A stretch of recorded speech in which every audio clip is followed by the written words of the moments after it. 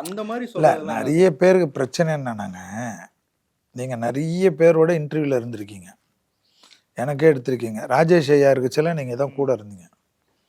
So நிறைய calculation பார்த்துருப்பீங்க. நம்ம மக்கள்கிட்ட ஒரு பிரச்சனை இருக்குது.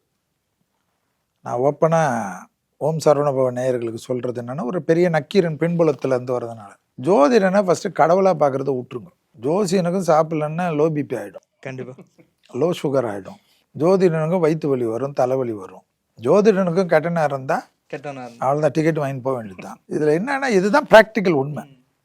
ஜோதிடன் தசாபுத்தி நல்லா இருக்கிற வரைக்கும் ஒன்றும் பிரச்சனை இல்லை. நான் நிறைய பேருக்கு சொல்கிறது, நிறைய ஜோதிடர்களுக்கு சொல்கிறது, நிறைய ஜோதிடர்களுக்கு கூட கொஞ்சம் வருத்தம். செல்வியோட நான் ரொம்ப நல்லா சொல்லுவேன், செல்வியே எல்லாரும் கூப்பிடுறாங்க.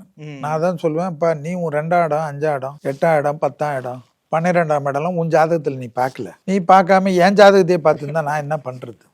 நம்ம இப்போ நீங்கள் கூப்பிட்ருக்கீங்க, நான் வந்திருக்கேன், நான் வரேங்கன்னு சொல்லி நான் கேட்குறது இல்லையா. நம்ம ஜாதகத்தை ஃபஸ்ட்டு பார்த்துக்கணும். நம்ம ஜாதகத்தில் ஏதாவது தப்பு இருந்தாலும் அதுக்கு உண்டான வழிமுறைகள் நெறிமுறைகள் உண்டு. அது குரு கிட்ட கரெக்டாக கற்றுக்கணும், குரு ஆசீர்வாதம் வாங்கணும். ஒரு சேனலில் கூட இப்போ நிறைய பேர் வச்சு ஜோதிட நிகழ்ச்சியெல்லாம் நடத்துகிறாங்க. அதில் ஒரு சேனலில் வந்து அவங்க என்ன சீஃப் கெஸ்ட்டாக கூப்பிட்டோன்னே 4 பேர் வந்து அவர் வந்தால் நாங்கள் வரமாட்டோன்றாங்க. ஏன்னா இதெல்லாம் புதுசாக இருக்குது.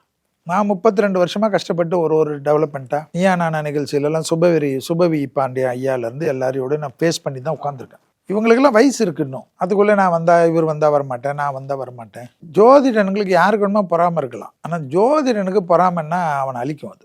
ஏன்னா ஜோதிடம் தான் மற்றவங்களுக்கு எக்ஸாம்பிளாக இருக்கும். இப்போ கல்யாணத்தில் நிறைய விஷயம் நான் நிறைய சேனலில் சொல்லியிருக்கேன், கோடிக்கணக்கான வியூவர்ஸ் பார்த்த சேனல்ல சொல்கிறேன். லவ் பண்ணிட்டு போய் ஜோசியம் பார்த்தீங்கன்னா சரியா வராது. ஆனால் பொண்ணு ஜாதகத்தில் தோஷம், பையன் ஜாதகத்தில் தோஷம் இருந்தால் தான் லவ்வே வரும். இது வேற இருக்காது. ஆமாம், ஜாதக தோஷம் இல்லைன்னா எங்கேருந்து லவ் வரும் சொல்லுங்க? அப்போ சிங்கிளாக இருக்கவங்கலாம் எந்த தோஷமும் தோஷம் இல்லை, அவனுக்கு வந்து அவ்வளோதான் ஜாதகம் வீக்கு. செவ்வாயுடைய அமைப்பு வேணும், சுக்கிரன் அமைப்பு வேணும், அந்த உள்ளுக்குள்ள பறக்கணும். அது சினிமாவில் வரும்ல டைலாக், அதெல்லாம் பறக்கணும்.